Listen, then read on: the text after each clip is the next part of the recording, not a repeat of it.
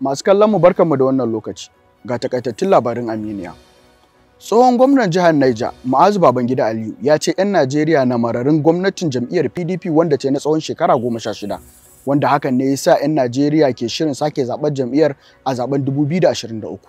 Ya bayyana haka ne a wata tattaunawa da yi da sashen Hausa na BBC.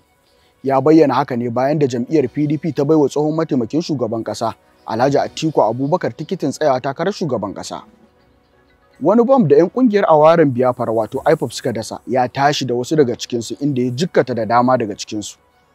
Rundunar sojin ƙasar Najeriya ce ta bayyana haka inda ta ce bom ɗin ya tashi da 'yan ta'addan ne akan titin Ike Uturu zuwa Osu da ke ƙaramar hukumar Osu ta jihar Imo a ranar Laraba. Kakakin rundunar sojin ƙasar Najeriya, Brigadier Janar Onyema Onwachukwu ne ya sanar da haka a Enugu a ranar Alhamis.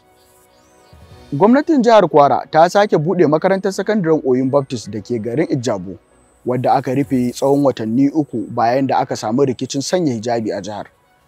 An rufe makarantar ne a watan Fabrairu, wanda hakan ya kawo tsawon watanni 3 da rufe makarantar sakamakon samun rikici na sanya hijabi a jihar. Sai dai gwamnatin jihar ta jaddada cewa dukkanin ɗalibai mata na makarantun gwamnatin jihar na da damar sanya hijabi. Hukumar kiyaye hadura ta ƙasa ta ja hankalin 'yan Najeriya kan alfanun da ke tattare da hawa keke ga lafiyar jikin ɗan adam. Kwamandan hukumar na jihar Kogi, Stephen Dowling ne ya jan hankalin ga 'yan Najeriya. Ƙungiyar ƙwallon ƙafa ta Manchester United da ke Ingila ta fara yi wa ƙungiyar garan bawul inda ta fara saitawa wasu 'yan wasan ta hanya. Manchester ta fara yin hakan ne domin ta dawo da martabarta da karsashinta kamar da.